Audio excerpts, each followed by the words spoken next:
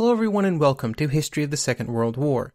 On this episode of our Spanish Civil War interview series, I was joined by Dr. Charles Esdaile. Unlike some of the other interviews I've done for this series, this interview focuses very heavily on the military side of the conflict. At the end of the day, the Spanish Civil War was a military conflict, and the military side of the story does deserve some attention.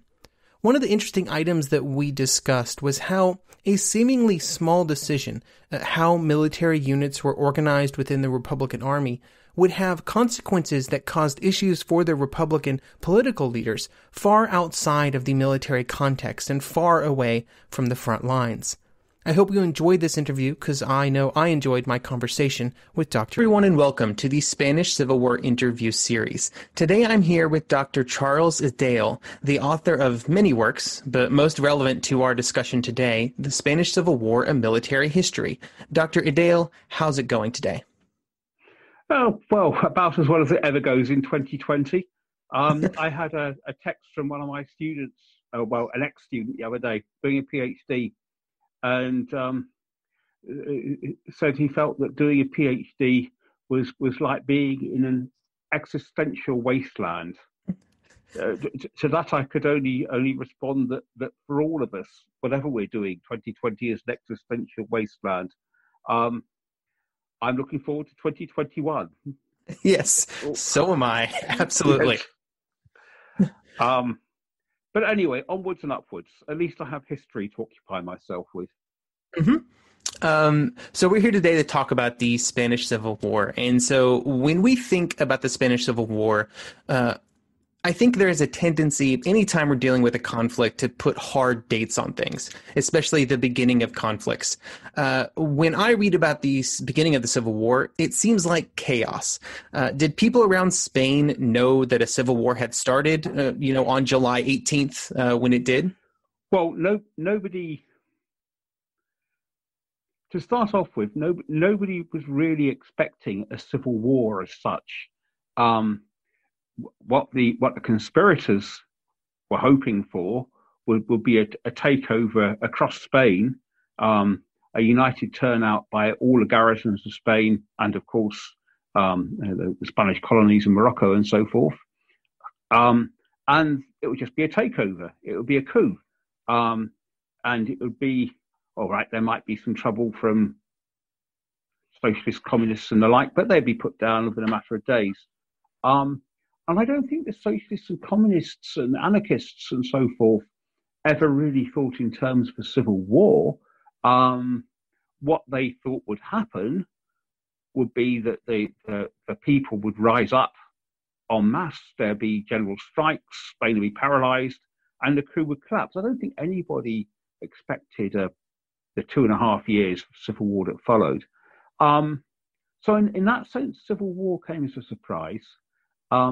And meanwhile, there was a tremendous amount of confusion. The plot didn't take place all at once. I mean, the sort of risings. I mean, the first one is it begins, and in fact, the evening of July the 16th in Morocco, and then spreads to the rest of the Moroccan garrisons on the 17th. And then you've got risings in mainland Spain on the 18th and the 19th. So things are going off all over the place all the time. All sorts of rumours were flying around. The government was frantically broadcasting disinformation.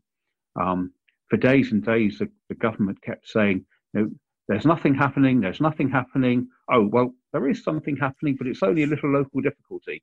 And of course, what they were doing was a perfectly legitimate tactic and sensible tactic.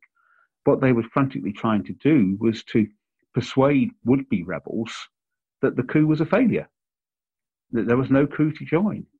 And funnily enough, I mean, I remember vividly the night of the 23rd of February, 1981, which is the last attempted coup in Spain's history. And I can remember... I was in London as it happens, but I remember tuning into Radio Cadena, which was one of the leading Spanish radio stations, independent stations, and it was quite surreal. It was very, very much like 1936 in that you had this sort of light Europop music tinkling away, and then every so often the announcer would say, everything is quiet, everything is calm, there's no need to panic, everybody should stay in their houses. And of course, what they were scared of was, just as the government was in 1936, was that the left would pour onto the streets and provoke a lot of army officers who were in fact neutral into joining the uprising. So there was a huge amount of confusion. So when we're talking about these garrisons sort of joining in the revolt, I guess you might call it, how did they find out what was happening? Were officers that were in charge of these garrisons, did they get information from military sources and then, do whatever they felt they needed to do? Well, the conspiracy was the work of national organization. Basically, what happens is that from fairly early on in the Republic, there had been a number of officers who were determined to overthrow the Republic by force. But when you say a number, it's only a very small number, actually. Most officers were neutral, and there were, in fact, they might privately have monarchical ideals, but they were prepared to work with the Republic, and there were, in fact, quite a number of Republican officers. So you have this little group, and it organizes itself in something called the Unión Militar Española, the Spanish military union. And by the end of 1935, yes, it's got adherents in many places, its numbers have been growing, but it's still by no means a majority of officers. Then you have the elections of February 1936. That produces a conspiracy among the generals, many of whom had not been members of the Spanish military union. They obviously get in touch with rebel subordinates. And so, if you like, the germ of rebellion spreads ever outwards amongst Spain's garrisons, military units, police units, the Navy, the Air Force to a much more limited extent, and of course the Moroccan garrisons. So you mentioned the Moroccan garrisons, and sort of at the beginning of this, the conspirators have a problem. They need to get troops from Africa into Spain. Do you think there's a real possibility of Republican forces sort of preventing these troops from getting into Spain? I know that there's like the much discussed assistance of German and Italian transport aircraft involved at this point. Was there a chance that this could have ended early on at this stage by the conspirators not being able to get people from Africa to Spain?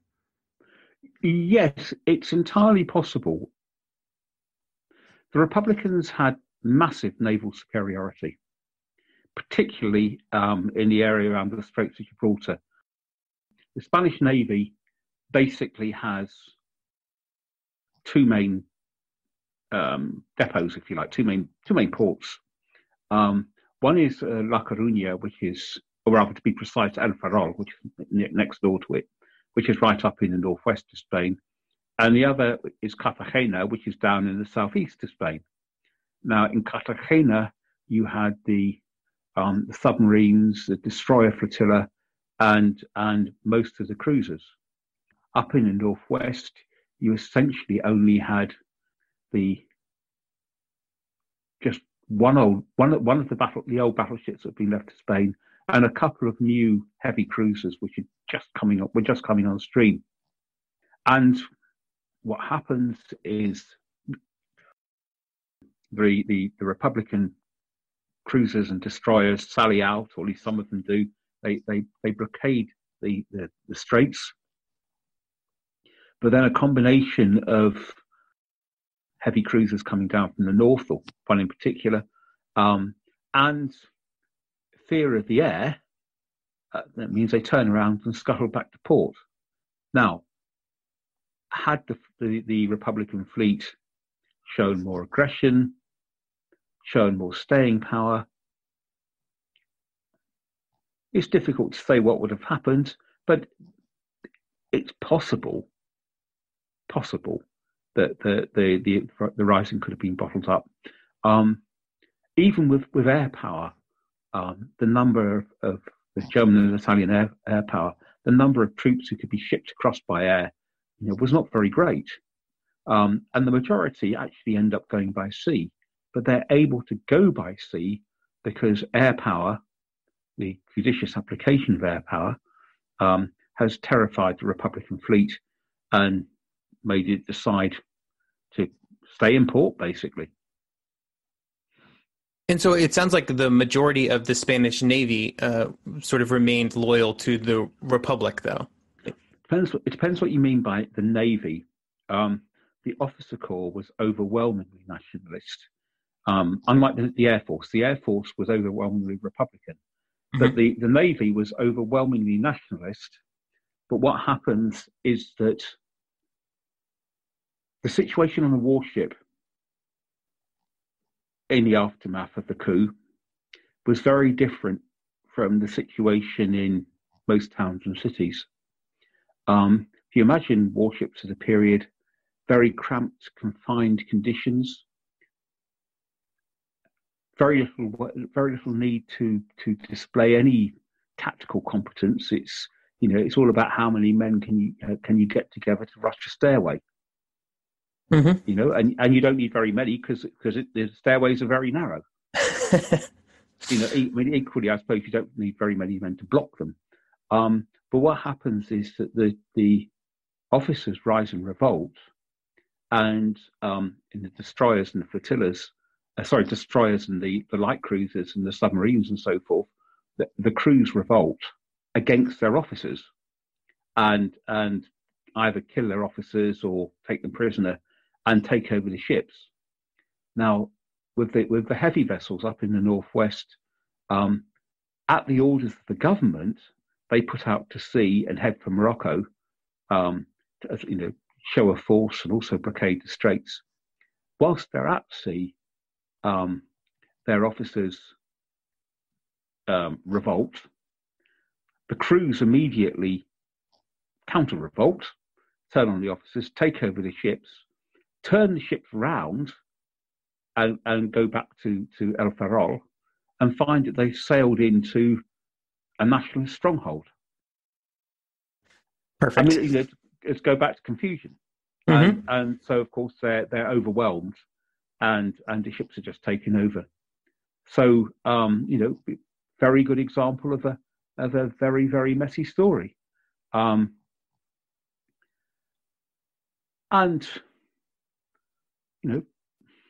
frankly, a very bloody one. Little mercy was shown to rebel officers on the one hand, and certainly little mercy was shown to the crewmen who took over the battleships and cruisers and so forth up in El Ferrol and fell into nationalist hands. When looking at sort of the fighting that develops as the two sides sort of as it becomes a legitimate civil war and sort of both sides' militaries are increasing, one of the early focal points is Madrid. Now, Franco, I know, supported an attack on the city, but some others sort of on his side did not. Do you think that the failure of Franco and his forces to take Madrid was kind of a decisive turning point in the next and what extended maybe the Civil War? As soon as you get into sort of speculative history, obviously mm-hmm. you're in the realm of believe it or not, speculation. Mm-hmm. First of all, it was always assumed in the Nationalist High Command that Madrid was one of the places where they might have a problem. There were conspiratorial elements in the city, and it was expected that they would rise and revolt. It was also expected that they wouldn't be strong enough to take over the city. And so the idea was that they would hole up in their barracks or whatever and wait for relief. columns that would converge on Madrid from all points of the compass. Now, as it happens, the garrisons in Madrid were suppressed very, very quickly, and there was nobody to relieve. But even so, the basic idea remained in play. I mean, the capital is an important place. Let's go and get it. So almost the only offensive action which the Nationalists engage in, there are a couple of small campaigns up in the north, which aren't unimportant, but the major effort as far as the Nationalists are concerned is once they've actually joined up their various bits of territory, basically by advancing up the Portuguese frontier, expanding their holdings in Andalusia, yes, Madrid becomes the prime objective, and Franco famously marches on Madrid. This, incidentally, is where you get the origin of the phrase fifth column, because Franco, I believe it was General Mola who said this, he was actually the chief brains behind a conspiracy, commander in northern Spain, and he said, well, there are 4 columns of troops marching on Madrid, and there's a 5th column inside the city waiting to take over. So that's where you get the 5th column from. But anyway, so Franco and company march on Madrid. Obviously, send the majority of their striking forces to attack the city. Now,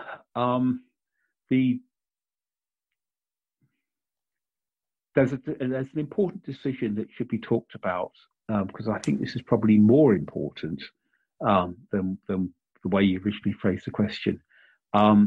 Franco diverts from the direct road to Madrid. He diverts off to the right, off to the southeast, if you're looking at the map, to go and relieve the garrison, Nationalist garrison, which had been holding out in the centre of the city of Toledo since the beginning of the war. Tremendously photogenic, telegenic situation. Anybody who knows Toledo will instantly recognise the Alcázar. Anybody who knows the city of Toledo knows that it's dominated by this enormous Renaissance castle called the Alcázar. You can see it for miles. It sticks up above the whole city, dominates the whole city. The Nationalists had barricaded themselves inside this fortress. Fairly small garrison, only a few hundred men, quite a number of women and children. And they'd been besieged. And Toledo is only a short drive from Madrid. You could get into all sorts of places where you could watch the fighting perfectly safely. So it becomes a focus for the world press.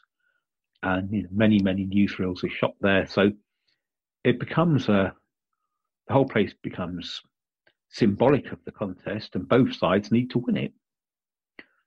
Now, Franco diverts from the main road to Madrid to go and relieve the garrison. And there are historians who say that he did this solely to boost his political prestige and to help him in his bid to take over the uprising as its supreme leader. And indeed, to become head of state. Yes, this does happen shortly afterwards, but I don't think there's any real evidence that that was why Franco diverted. Yes, it was useful, but there were perfectly good reasons for doing what he did, perfectly good military reasons. So that's where the diversion was. So he relieves Toledo, loses 2 or 3 days in the process, heads north for Madrid. What I think you're thinking of is some notion that there could be a wide encircling movement rather than a direct attack on the city. totally impossible. The attacking forces only had about 10,000 men, and you can't surround a city as big as Madrid with 10,000 men. And in fairness to the Nationalists, what they did was to employ if you like, an indirect approach. Very difficult to express this without a map. But if you can imagine Madrid as an apple hanging on a tree, if you can imagine putting your left hand up to grasp the apple, and you've got your thumb against the bottom of the apple, and your fingers curl around the outside of the apple, the left-hand side of the apple, curl around and pluck it. That's exactly what the Nationalists did when it came to attacking Madrid. They used some of their troops to pin down the defenders, launching feint attacks on the south of the city.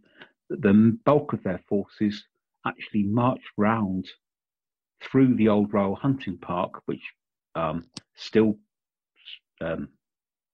occupies a large amount of space on the western side of the city, march through that, and then curl through across the river up there, and then advance through the university city on the northwestern side of the city, and from there they could reach boulevards taking into the heart of the city centre. So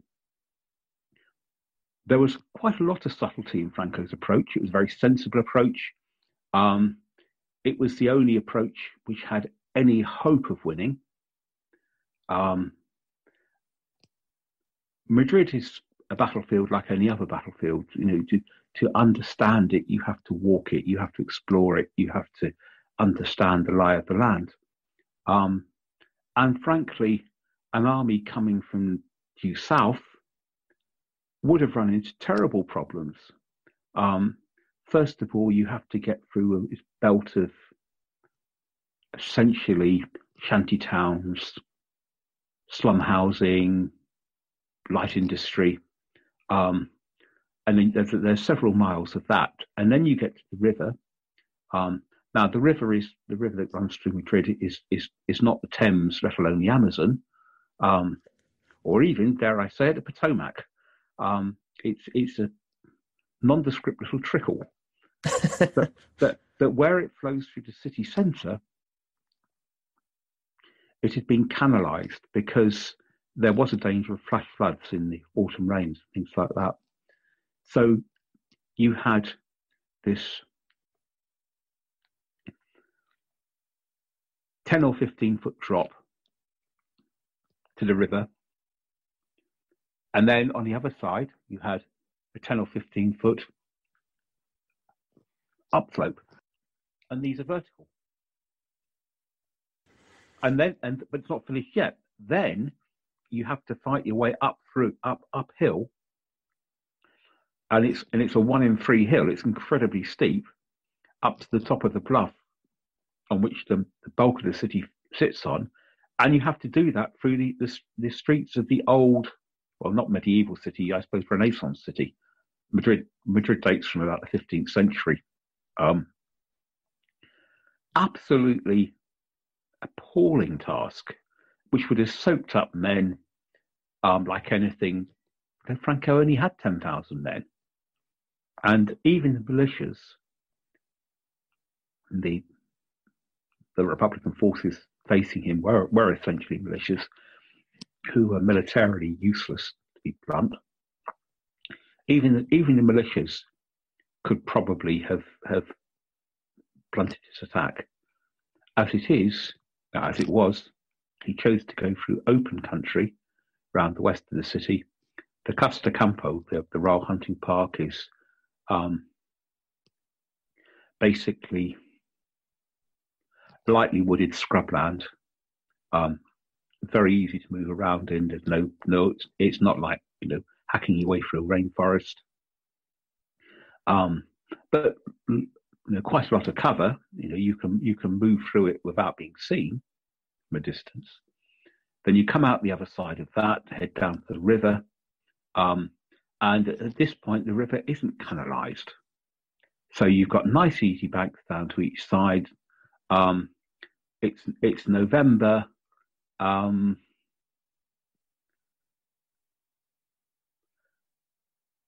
water was low enough to ford. It had been raining quite a lot, but it wasn't particularly difficult to get across. So you could ford the river, and then you've got a nice, fairly easy slope up to the university. University buildings were built on empty steppe land, very little way of vegetation. And the Republicans could try and defend them, but there was no way they could support each other. They weren't joined together by trenches or anything like that. So basically, it was a very, very easy route by comparison. And then when you got to the edge of the built-up area of the city, whereas down at the other end, you had all these narrow streets you had to fight through, you had these nice, long, straight boulevards dating from the late 19th century. Think about Haussmann's Paris, which led straight into the heart of the city and would have been very, very difficult to block. So actually, Franco, yes, in a sense, he tries to, quote unquote, rush Madrid with such forces as he had on hand, but he does it in the only way that's militarily sensible. Now, just to go he back makes a to good choice, it sounds like. Yeah, absolutely. Franco wasn't a brilliant general. He wasn't a spectacular general. He wasn't a showy but general. Had he, for the sake of argument, been trying to defend Poland in 1939 or France in 1940 or the Soviet Union in 1941, he would have been, one of the many generals who was just completely and totally outclassed. He had no notion of how to fight a mobile war, at least how to fight against armored divisions and everything that come with them. But he was pretty good at the sort of wars he was used to fighting, and he was certainly good enough to take on such forces as the Republic had.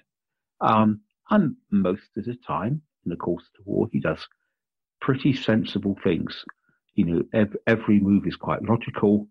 And there are people who say, well, if he had launched a blitzkrieg attack like the Germans and Italians were telling him, well, excuse me, but if you want to do things like that, you have to have not just lots and lots of tanks. And he didn't have lots and lots of tanks.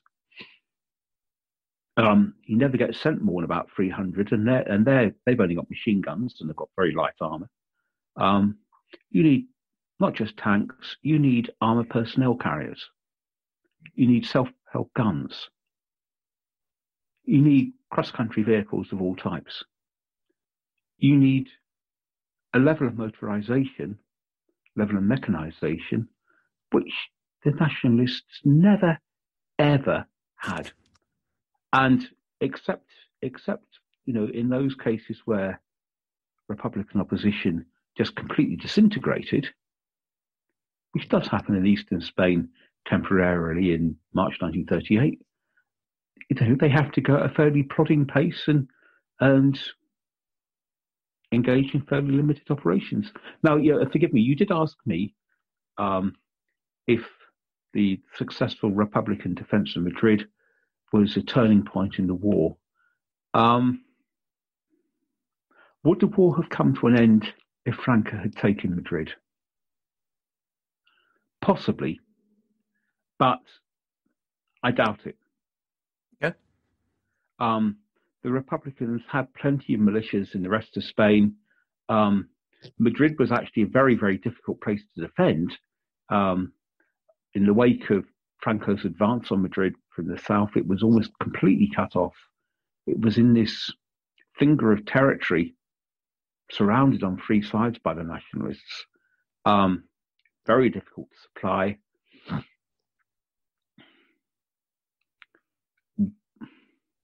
yes, it's possible that the Republic might have suffered such a moral panic that it would have collapsed.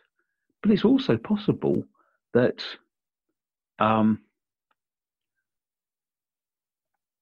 fall of Madrid might have made things easier for the rest of Spain by shortening the line and by taking away, if you like, the magnet tendency exerted by Madrid.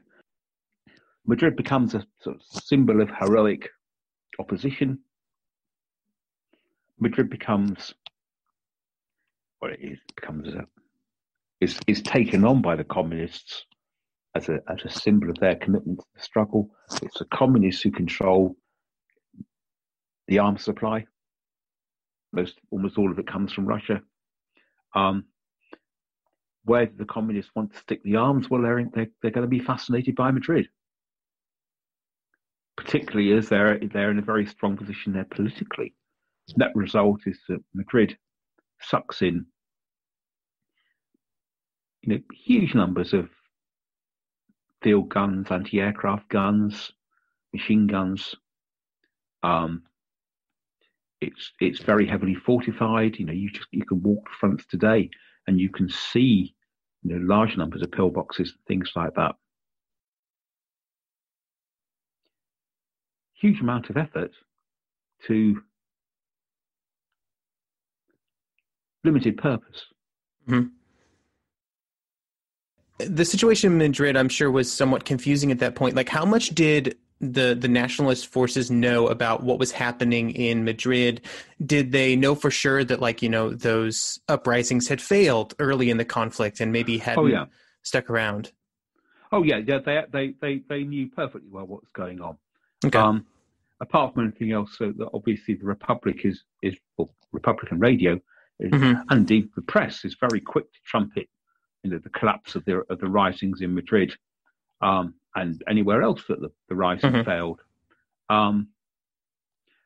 There were, the civilian telephone network was still working to at least a certain extent. And so it was possible for people to, not always, but sometimes, ring each other up. There were a lot of regional radio stations which were, you could at the very least judge that they were Republican or Nationalist. And finally, there were indeed plenty of Nationalist sympathizers in Madrid, and some of them undoubtedly, were able to take information to Franco. When we talk about a front line in the Spanish Civil War, in some places it does become, Madrid's one of them, it does become a bit like the Western Front in World War One, with very dense trench lines and pillboxes and barbed wire and all the rest of it. But in much of Spain, the front line wasn't really a front line at all. It was just a series of isolated outposts, mm-hmm. Sometimes 2 or 3 miles apart, and you could just slip through if you could find somebody to guide you. So there were plenty of people who did get out from Madrid across the lines. Not so much when Franco was on the edge of the city because a battle's going on, but only a few miles to the north of Madrid. Remember I said that Madrid was in this sort of finger of territory. Mm-hmm. Well, if you went due north, you very quickly bumped into Nationalist territory in the mountains north of Madrid. And, they were, if you knew the paths, if you could find a guide, you could get through them. So the Nationalists knew pretty much what was going on. Okay. So skipping ahead a bit here and sort of looking at the conflict as a whole, obviously we know that it ends in defeat of Republican forces. Do you think this is attributable to Republican military mistakes, or did other factors simply shift the balance of power too much against them during the conflict? Very often, when people talk about the Spanish Civil War, the thing that the things that they come up with, explain the nationalist victory in the Spanish Civil War. Oh, the Condor Legion, 88mm guns. Hitler and Mussolini poor in resources, and you get the idea, very strong idea, that the nationalists enjoyed massive military superiority. Now, I'm not going to say that the nationalists did not get more aid than the Republicans. They did. But you still have to qualify the aid that they actually got. Now, if you look at Germany in the 1930s, Italy in the 1930s, well, sort of 1936 anyway, were they capable of supporting a major war effort? No. I mean, Italian war industry certainly wasn't up to it just in general. German war industry might have been, but of course, German war industry was building everything it possibly could for the Luftwaffe and the Wehrmacht. Mm-hmm. A lot of what gets sent to Spain is pretty second-rate stuff. Some of it was First World War material. Some of it was stuff which dated from before the First World War, which was already obsolete in 1914. Yes, the Germans sent 88mm guns. I believe about 90 of them turn up. It's not a war-winning force. If you look at the aircraft which is sent, initially, the nationalists, the Germans and Italians alike, well, they can come up with reasonable bombers, but the fighters that they send are hopelessly inferior to the fighters that turn up on the other side. Until July 1937, or even a bit later, the Republicans have air superiority.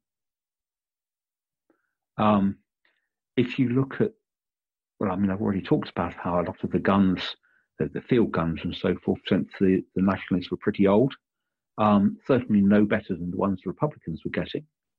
If you look at rifles, machine guns, we're not talking about the sort of stuff that you see German soldiers running around with in World War II films.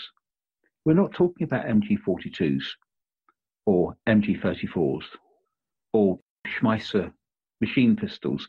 You're talking about, again, World War I surplus stuff. The German stuff was mostly okay. The Italian stuff mostly wasn't okay, and including actually many of their newer weapons. I mean, I could spend an entire interview talking about Italian machine guns and just how awful they were. So actually, in terms of actual material superiority, yeah, the nationalists were a bit better off. They didn't get more of everything. They got more of some things. They certainly got more in the way of ammunition. That is certainly true. And so they have more strategic possibilities, perhaps, than the Republicans did. But I always said to my students, the way of looking at it was this, that the nationalists got 200% out of every single weapon, every single shell, every single tank, every single plane that they were sent. The Republicans invariably only got 50%. Why is this the case?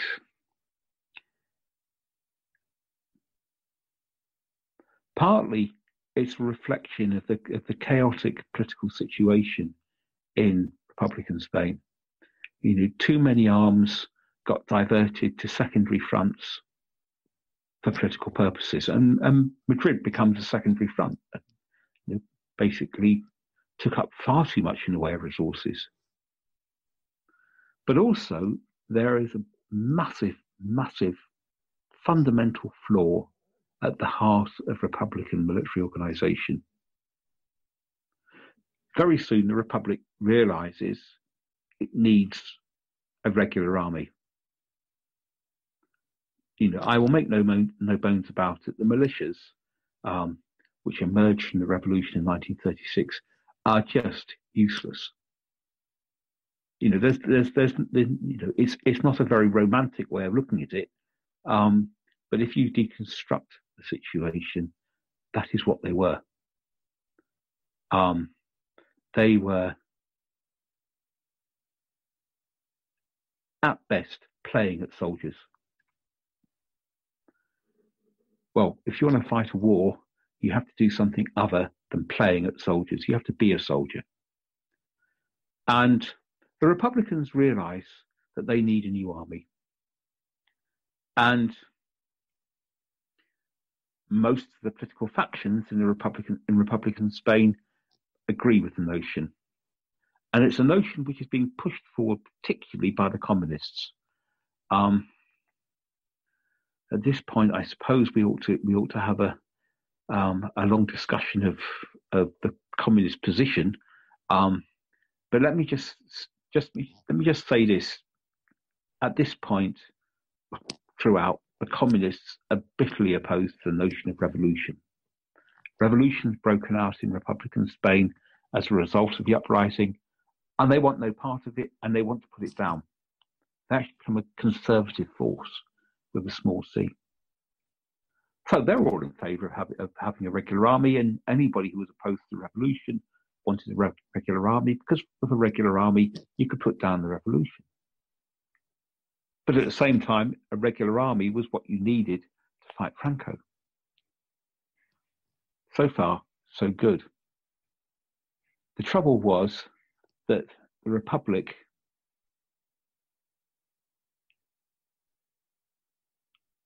from its very inception had over and over again shown itself to be an utterly incompetent regime. If you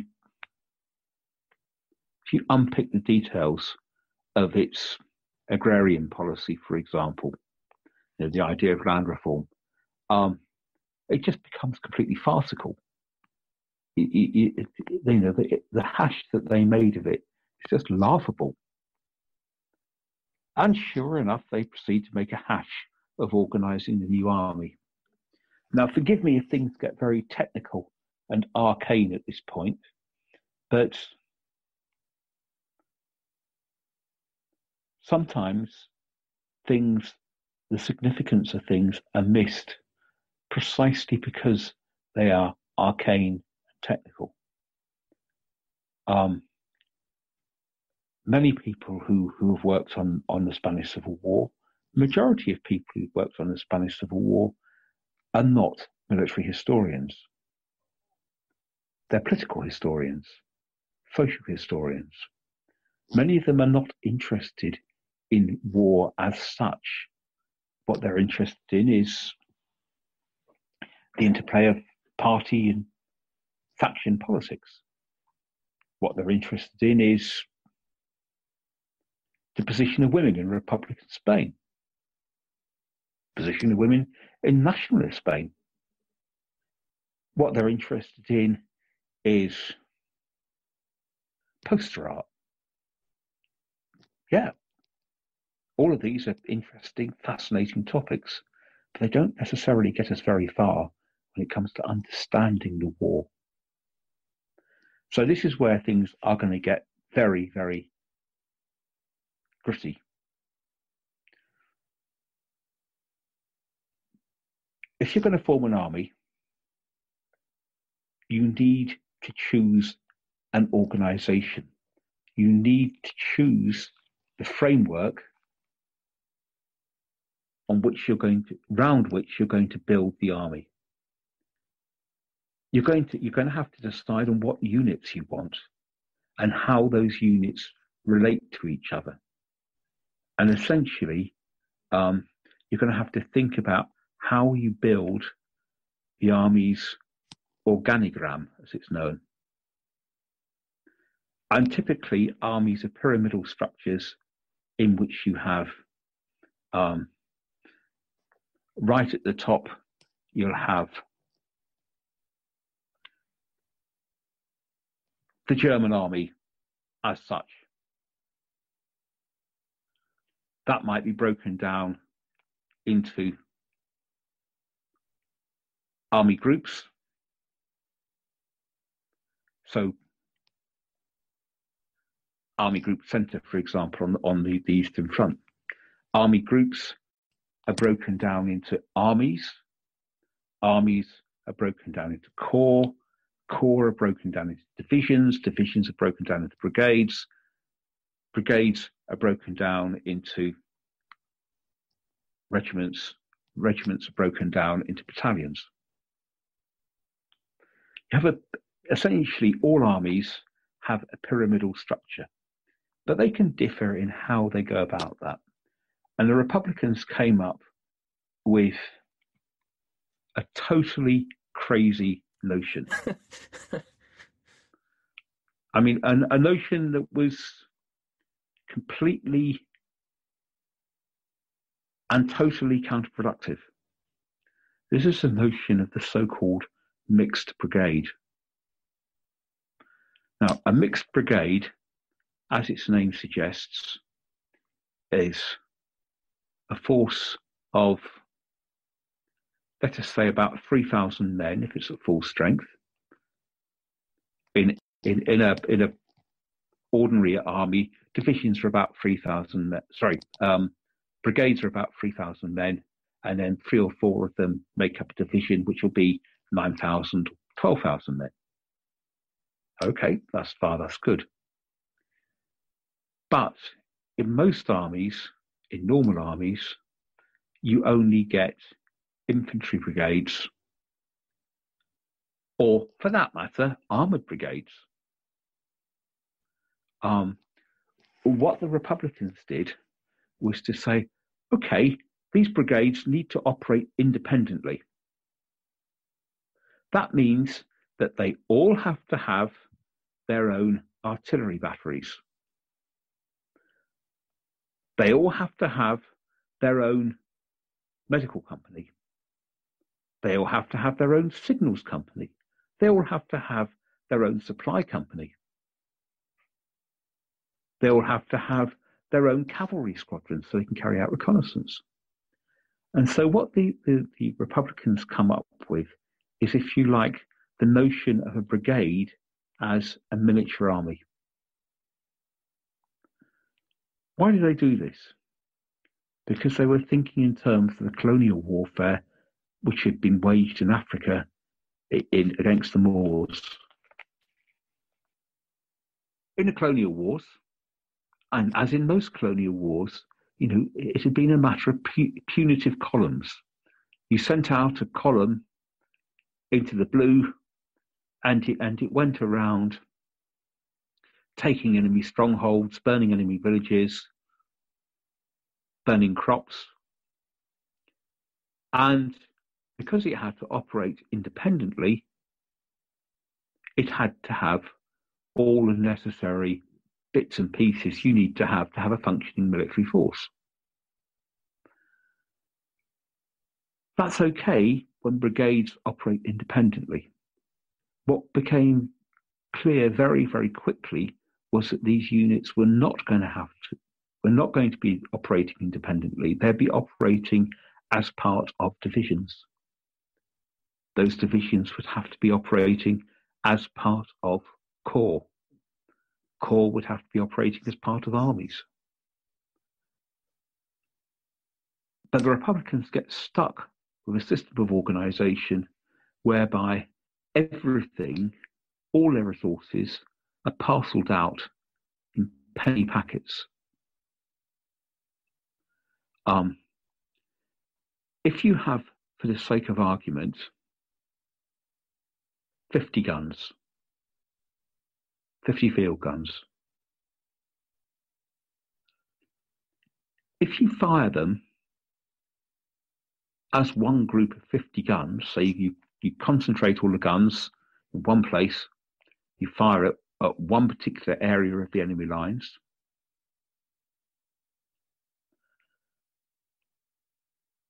Or alternatively, you split those 50 guns up into 10 groups of 5, spread them out,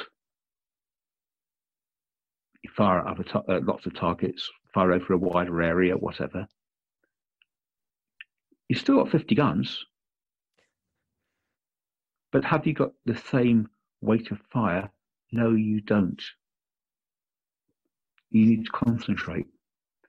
That means in organization terms, resources like tanks, resources like heavy guns, well, like any guns actually, apart from very, very light ones like anti-tank guns, they have to be held further up the line.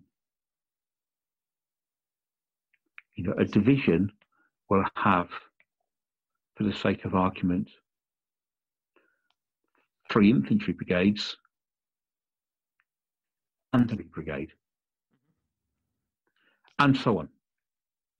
Net result is that the Republicans come up with a system of organisation that wastes weapons, wastes firepower. But it's even worse than that. It's not finished yet, because these units are administratively very complicated. They're made up of lots of different types of soldier. That means that each of them needs quite a substantial headquarters to operate successfully. That means that you're going to have a lot of men tied up behind the lines in non-combat roles. Nationalist military organisation was much more conventional. And that doesn't mean boring. It doesn't mean regressive. It doesn't mean reactionary. It just means more effective. The nationalists consistently get more out of their weaponry, more out of their manpower. And this is an absolute millstone that hangs around the Republic's neck throughout the war, and which they can never escape from. It's really interesting when sort of learning about those kind of like almost hidden mistakes, like mistakes that, maybe a lot of people don't know about, or maybe it might even be hard to sort of find information about that. It's interesting to see how that can affect everything else that happens. What could be considered a small mistake of how do you organize these things turns into sort of cascades out into huge problems. Yeah, you can see it in terms of conscription as well. Because the nationalists were much more savvy in their use of manpower, they actually have to conscript far fewer men than the Republicans do. The Republicans end up having to conscript a far larger number of men for a far smaller military force. Which I'm sure doesn't help their political situation at all, given the divisions and problems behind the lines. I mean, because the next thing that needs to be said, and I know that I'm strayed into controversial territory here. Many people, and indeed many historians, are fixated on the idea that on the one side in this struggle, you have the heroic Spanish people, and on the other, you have the generals, the bankers, the church, the elites.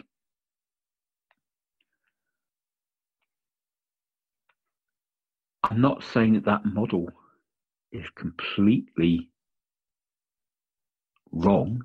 I mean, you can certainly see the Civil War as a struggle between reaction and progress, even revolution. But what it does presuppose is a Spanish people who are intensely politicized, and a Spanish people who are caught up in socialist further.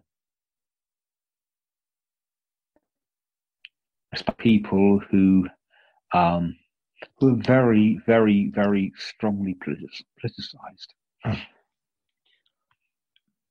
If you deconstruct the situation, you find the situation is completely different. What you have is a veneer of politicization. You have political organizations, socialists, communists, anarchists, who had a fairly solid core group of militants who were pretty prepared to do whatever the party told them to do, and who rushed off to fighting the militias at the beginning of the war. Then you had the next tier of people who were the followers. They joined trade unions because it got them a union card, but they didn't like turning out to meetings, and they're not going to volunteer for the war. And then beyond them, you have another tier, which is people who are, frankly, completely and totally ignorant of politics, and they just plod along on a day-to-day basis. And they've got no interest in joining the militias, and they've got no interest in